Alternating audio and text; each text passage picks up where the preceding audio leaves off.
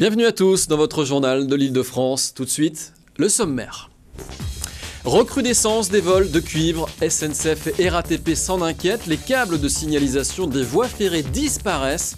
Illustration sur la ligne Paris-Meaux.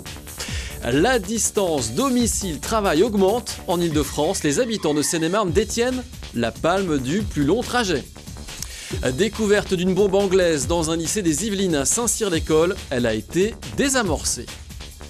Comprendre le fonctionnement du cerveau de l'enfant. Une société de l'Essonne lance une étude sur l'apprentissage de la lecture chez les 5-6 ans. Une grande école vole au secours des jeunes sans qualification. Chaque année, ils sont 17% à quitter le système éducatif sans diplôme. Le PMI à Cergy a décidé de leur tendre la main. Et nous terminerons ce JT avec cette initiative de la ville de Montreuil pour la journée de la femme, des portraits d'habitantes. La fin de l'année 2011 a été marquée par une multiplication des vols de cuivre sur les réseaux ferrés de Marne-la-Vallée. Des câbles de signalisation de plusieurs centaines de mètres ont ainsi été volés sur le RER A et la ligne Paris-Meaux. Regardez, c'est un sujet signé Louis Vallet de Canal Coquelicot 77. En un an, le prix du cuivre a atteint des sommets, environ 6 000 € la tonne. Conséquence, ce métal est devenu une denrée rare convoitée par les criminels, notamment sur les voies ferrées où des kilomètres de câbles de cuivre alimentent les panneaux de signalisation. En 2011, dans le district du commissariat de Noisiel, plus de 20 vols ont été commis sur les réseaux de la RATP et de la SNCF. Et pour cette dernière, les voleurs sont loin d'être des novices frappant au hasard. On n'a pas affaire à des petits amateurs. On a affaire à des gens qui s'organisent, puisqu'il arrive qu'ils viennent le chercher au droit des stations électriques en prenant beaucoup de risques. Et donc nous avons décidé de profiter de tous les travaux d'infrastructure que nous réalisons pour sécuriser encore plus nos installations. Certaines portions de câbles pourraient ainsi être bétonnées au sol ou encore équipées de puces GSM pour les localiser en cas de vol.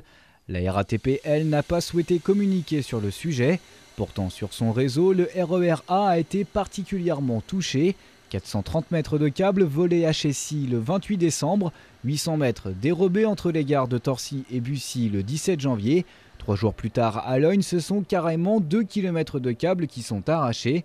Des vols difficiles à stopper, du coup la RATP et les forces de police travaillent en collaboration pour endiguer le phénomène. On a une délinquance très mobile, donc qui fait fi des limites de circonscription, des limites de communes.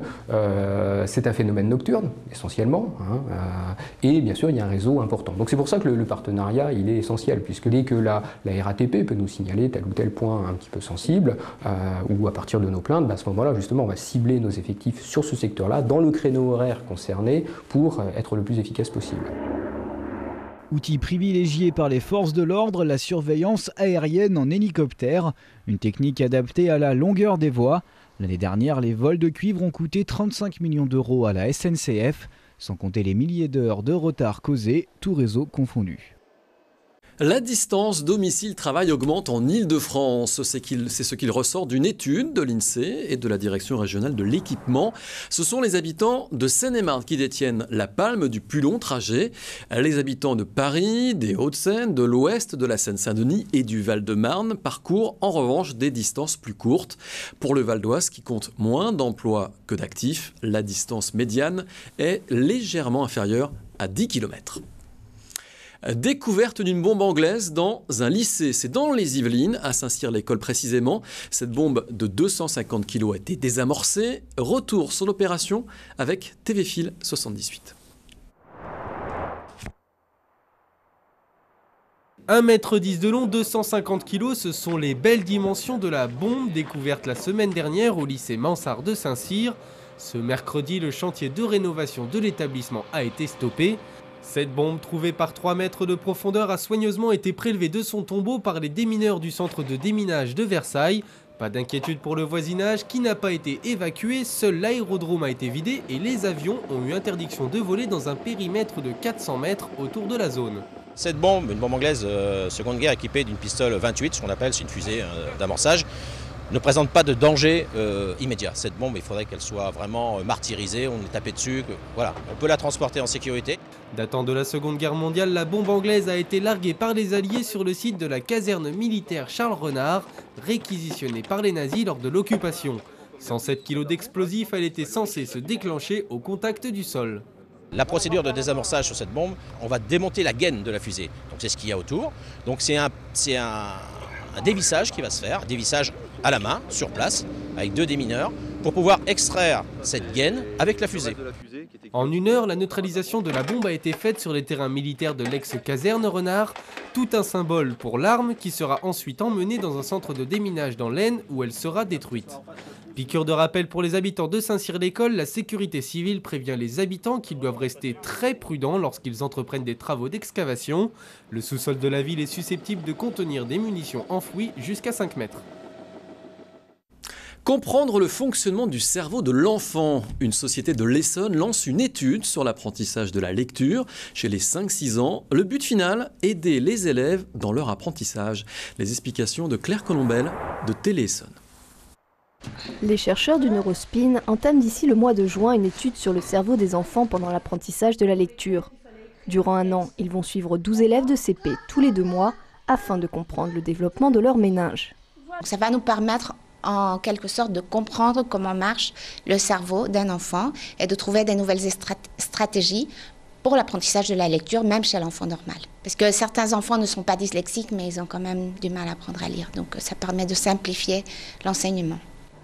Pour étudier le développement de l'encéphale, les chercheurs utilisent l'IRM qui permet de regarder à l'intérieur du cerveau sans douleur. Cette technologie, inoffensive d'après les scientifiques, fonctionne avec un gros aimant qui permet de détecter les changements des tissus. Pendant les examens, ils observent les régions activées en fonction de stimuli. On fait des tests de mémoire, des tests de vocabulaire, des tests de compréhension du langage, des tests d'articulation, de manipulation des sons du langage, des tests de quotient intellectuel. Voilà. Donc, on étudie l'enfant dans sa globalité, de manière générale, et on l'étudie aussi dans tous les paramètres qui interviennent dans l'apprentissage de la lecture.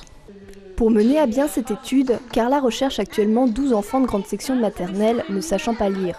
Cette enquête du développement du cerveau pendant l'apprentissage de la lecture va s'étaler sur 1 an à raison d'une demi-journée d'examen tous les 2 mois.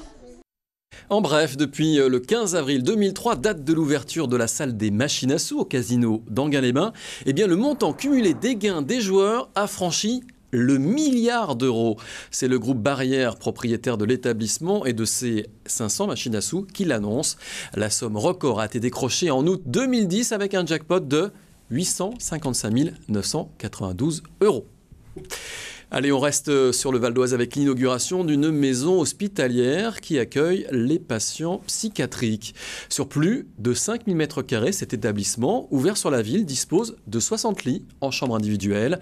Le but, resociabiliser progressivement les patients en favorisant les échanges. Regardez, c'est un reportage signé Florian Philippe de VOTV. Tout faire pour rompre avec les centres hospitaliers classiques, c'est l'objectif de la maison hospitalière de Cergy. Cette structure accueille des patients atteints de troubles psychiques sévères. Ouvert sous l'impulsion de la SPASM, cet établissement propose un traitement socialisant aux patients en rupture thérapeutique. Ce qui était en question à l'époque, c'était comment aider les gens qui ont des troubles psychiques quand ils sont sortis de la phase aiguë. Et l'idée a été de les soutenir par différents moyens, maintenant on appelle des soins et des accompagnements, pour les soutenir à tricoter quelque chose, à trouver leur place, à construire leur place dans la société civile. Le lieu présente toutes les caractéristiques d'un hôtel avec son personnel hôtelier et médical.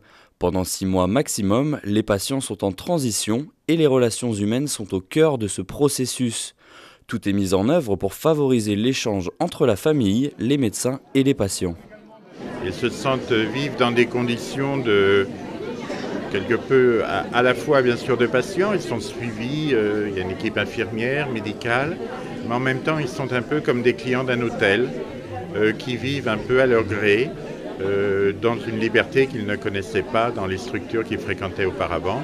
Et on leur propose un espace de vie où ils peuvent se retrouver un peu et de la vie de la plupart, ça leur fait beaucoup de bien. L'architecture originale de cet établissement joue une place importante dans l'accueil des patients. Ici, rien ne rappelle un centre de soins. Couleurs chaudes et jardins paysagers sont là pour en témoigner. Tout a été mis en œuvre pour ouvrir le bâtiment sur la ville et ses habitants. On a vraiment l'humain, la cellule, la chambre du patient, avec des espaces extérieurs qui sont assez naturels, qui ne sont pas disciplinés. Et on a ensuite tout ce qui est jardin d'entrée, qui est un endroit où on aura, quand ça aura poussé, des petits salons végétaux qui permettront la rencontre avec les gens de l'extérieur. Par le biais de la cafétéria, c'est-à-dire que les gens qui viendront boire un café à la cafétéria pourront aller s'asseoir dans ces petits jardins et rencontrer les patients pour établir un dialogue, un échange. Dans quelques temps, l'établissement pourra même accueillir des animations culturelles avec un objectif audacieux, faire de cet endroit réservé aux patients psychiatriques un lieu incontournable de rencontres et d'échanges du quartier des Hautes-Cergies. Zoom maintenant sur une initiative. Lundi a débuté le festival du film de la Maison d'arrêt de Fleury. Mini-révolution. Pour cette 3e édition, l'administration pénitentiaire a autorisé une programmation récente, dans l'air du temps et abordant quelques sujets polémiques. À l'affiche notamment des films comme Omar m'a tué, Présumé coupable ou encore Police. Une programmation qui doit beaucoup à une année riche en cinéma français. Je vous propose d'écouter au micro de Téléson Hubert Moreau, c'est le chef de la prison de Fleury, et Ludivine Sagné, marraine de ce festival. L'objectif, c'est qu'il y ait justement ces échanges et je crois qu'il est intéressant de démontrer à travers ce festival que la culture ne s'arrête pas à la porte des prisons, qu'elle pénètre de plus en plus à l'intérieur des établissements pénitentiaires et que je sache, les personnes détenues sont un public comme un autre et à ce titre ont droit aussi à tous les films qui sont projetés dans les salles au sein de la société civile. Les détenus ont accès à la télévision, mais là, de leur amener des films récents et ensuite, en plus d'en débattre, ça leur donne une certaine valorisation, ça les amène à regarder le cinéma non seulement d'une autre manière que celle d'un divertissement normal. Une grande école vole au secours des jeunes sans qualification. Chaque année, ils sont 17% à quitter le système éducatif sans diplôme. Le PMI à Cergy a donc décidé de leur tendre la main. Les explications de Philippe Pémal de VOTV. Mobilisation à l'EPMI, l'école d'ingénieurs de Cergy a réuni ses étudiants pour leur annoncer son intention de se mobiliser pour les jeunes sans qualification professionnelle. Tous les ans, ils sont 17% à quitter le système éducatif sans diplôme. La grande école va lancer le programme Apprenti Pourquoi pas moi ? Pendant 9 mois, des jeunes en situation de précarité seront encadrés dans le but d'intégrer ensuite une formation. Apprenti Pourquoi pas moi est un dispositif qui vise finalement à donner un coup de main à ces jeunes sans qualification, des jeunes de 18-25 ans qui sortent du système éducatif, je dirais sans la moindre qualification. Pratiquement 250 000 sortent tous les ans, soit sans le moindre diplôme, soit à peine avec un petit diplôme de niveau CAP ou PEP. Ces jeunes, on les prendra en main. On les préformera pendant, je dirais, à peu près un cycle de formation de 9 mois, 6 mois à l'école, 3 mois en entreprise, pour justement les amener à acquérir une première expérience, une première qualification leur permettant d'intégrer par la suite un processus de formation en bonne et due forme dans le cadre d'un CFA en partenariat avec des entreprises. L'initiative de l'EPMI est encouragée par l'État. Le commissaire du gouvernement à l'égalité des chances et à la diversité est venu apporter son soutien. Pour Yazid Sabeg, il y a urgence à se préoccuper de l'emploi des jeunes. Il y a une urgence absolue parce que, on parle du nombre de sortants tous les ans, mais tout ça, ça fait un cumul. Et donc sur une classe d'âge, on a 2 millions de jeunes au chômage aujourd'hui. Le PMI pourra lancer son dispositif Apprenti Pourquoi pas moi en septembre 2012 ou janvier 2013. L'école qui boucle son budget a reçu des garanties du ministère de la Ville et de grandes entreprises comme ADP, EADS Développement ou de l'Union des industries et des métiers de la métallurgie et de la ville de Goussainville. En bref, 2012 restera un bon cru pour la bière du Vexin. Comme chaque année, la famille Sargeret, qui est installée à Téméricourt dans le Val d'Oise, a reçu plusieurs récompenses au Salon de l'Agriculture à Paris. Au concours général agricole, elle décroche la médaille de bronze Paris 2012 pour sa Véliocas, un breuvage ambré et parfumé au miel. La nouvelle ambrée dénommée la Vexinoise remporte également une médaille de bronze à Paris 2012. On ouvre maintenant une page sport en marge du match amical entre l'Allemagne et la France qui s'est joué il y a quelques jours. TV Fil 78 est parti à la découverte du site de Clairefontaine, là où s'entraîne précisément l'équipe des Bleus. Regardez. Alors que l'équipe de France rencontre l'Allemagne mercredi 29 février, retour sur Clairefontaine. Clairefontaine en Yvelines, à quelques kilomètres de Rambouillet, capitale nationale du football, puisque c'est ici, au Centre technique national Fernand Sastre, que les Bleus viennent préparer chaque rencontre. Acquis en 1982 par la Fédération française de football, le château du domaine de Montjoie date du XVIIe siècle. 6 ans de travaux plus tard, pas moins de 7 terrains en gazon naturel, 2 synthétiques et 1 couvert voient le jour au cœur de la forêt de Rambouillet. Alors c'est la tranquillité totale, c'est une autre forme de travail, il n'y a pas de caméra, il n'y a pas de photo, il n'y a pas de public, il n'y a rien. Les entraîneurs se lâchent davantage, les joueurs aussi. L'ancien château sert de résidence à l'équipe de France. Réaménagé, on y croise photographie et nom de légende dans une ambiance teintée d'histoire. En 98, si ma mémoire est bonne, Zidane était sur le lit qui était là et Dugarry sur le lit qui était plus à gauche. Voilà. Clairefontaine, c'est aussi l'Institut national de formation, l'INF. Ce centre accueille des footballeurs de 13 à 15 ans pendant 2 années de formation. Chaque année, plusieurs milliers de jeunes viennent passer les sélections pour une 50aine d'élus à la fin. L'INF a toujours été reconnu avec des joueurs techniques, des bons techniciens. Donc on essaye déjà de leur donner un bagage technique qui leur permettent après, quand on n'est plus embêté, comme on dit, avec les pieds, de pouvoir voir du jeu et d'être un joueur qui puisse jouer en prenant et en traitant énormément d'informations. Donc on a une base technique qui est importante. Le football n'est pas une fin en soi car à l'INF, l'accent est mis sur les études où de bons résultats sont exigés. Quant aux sélections pour l'année prochaine, elles sont déjà en cours. Capter les regards, saisir une émotion ou bien encore fixer une attention à l'occasion de la Journée des femmes, et bien 2 photographes du collectif Tendance Floue ont photographié 25 femmes de Montreuil. Une exposition à découvrir au studio Berthelot, donc à Montreuil, un sujet signé Mathieu Canac et Sarah Torres de TVM Est Parisien. Montreuil, messieurs dames, à l'honneur, sans portrait photo de femmes sur 4 ans, c'est la manière choisie en 2010 par la municipalité pour célébrer le 100e anniversaire de la Journée de la Femme. 100 Montreuilloises remarquables, c'est le titre de cette exposition. Alors, qui sont ces femmes et comment ont-elles été remarquées? Je crois que ce qui a interpellé les organisateurs, c'est justement mon métier de journaliste et puis le fait que je sois engagée dans des mouvements féministes en tant que journaliste aussi, en fait, que j'écris sur ces thématiques-là. Chaque année, 25 photos sont réalisées par des artistes de Tendance Floue, un collectif basé à Montreuil. Pour cette 2e édition, les portraits sont l'œuvre d'Olivier Kuhlmann et Meyer. Il y a quand même une dimension de dignité qu'il fallait faire ressortir pour appuyer cette journée particulière. On est depuis plus de 20 ans à Montreuil, donc pour nous c'est un moyen d'être en lien avec la ville, de rencontrer du monde et de vivre la ville, et pour nous c'est important. Cette année, vous avez jusqu'au 31 mars pour découvrir l'exposition au Théâtre Berthelot. À quoi ressemblera la culture à Montreuil demain? Eh bien, depuis 6 mois, la ville de Seine-Saint-Denis invite ses artistes et acteurs culturels à réfléchir et être force de proposition. Au mois de mars, cette discussion prend la forme de café culturel. Explication de Mathieu Canac et Sarah Torres de TVM Est Parisien. Dans le cadre des Assises de la culture initiées par la mairie, plusieurs cafés culture ont lieu à Montreuil tout au long du mois de mars. Le premier s'est tenu le 5 au Théâtre Berthelot à l'invitation de la Compagnie de la Girandole, de la Compagnie Ekphrasis, de Cap Étoile et de la Maison des Suds.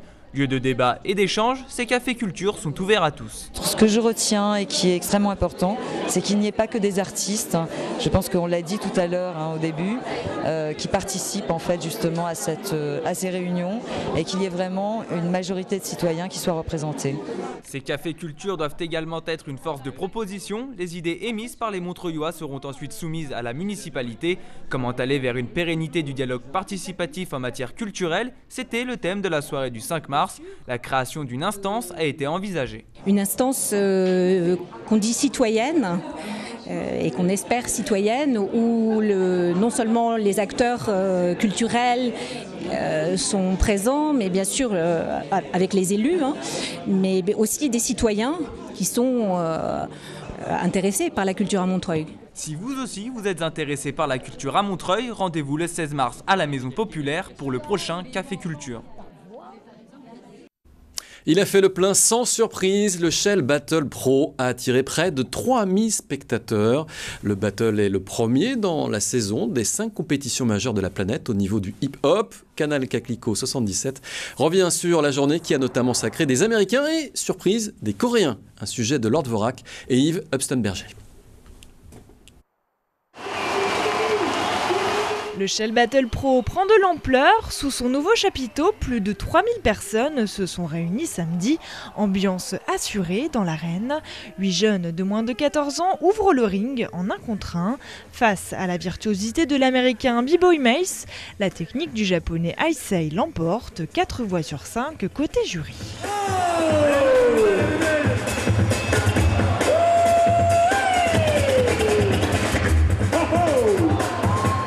Dans la foulée, la Big Girl Battle met l'ambiance. 2 équipes, 4 françaises contre 4 européennes. La France perd. Mais de peu, une seule voix d'écart. Les sbroufs de l'anglaise Roxy, ça paye.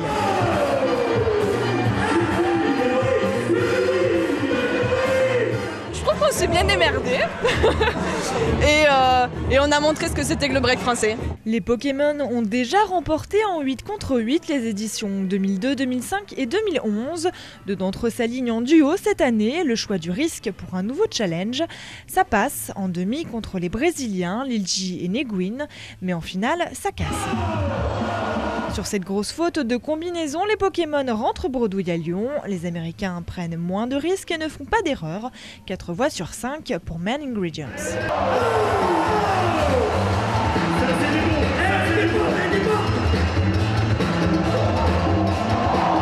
Le public qui réagissait bien. Tout ce qu'on retient, c'est qu'il y a une demi-finale Wael quand même. Finale Venezuela contre Pokémon. Ça a bien dosé, le public s'est bien levé.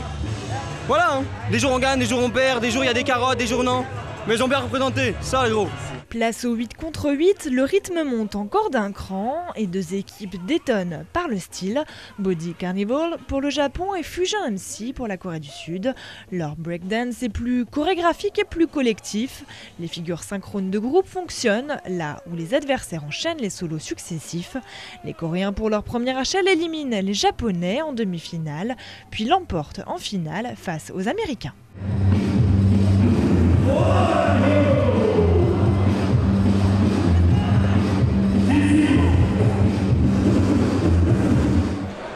On s'est beaucoup préparé et c'était dur, et on a tout donné. Le Shell Battle Pro, c'est fini pour cette année. La légende B-Boy Maurizio réconforte les finalistes déçus. Marlon, l'un d'eux, conseille lui les jeunes du public. Allez, à l'année prochaine. Tu dois te trouver en tant que danseur, trouve-toi, et tu auras une longue carrière. Voilà, ce journal est maintenant terminé. Je vous en rappelle le principal titre. Recrudescence des vols de cuivre. SNCF et RATP s'en inquiètent. Les câbles de signalisation des voies ferrées disparaissent. Encore de votre fidélité à suivre, bien sûr, les programmes de TELIF, la télévision de l'Île-de-France.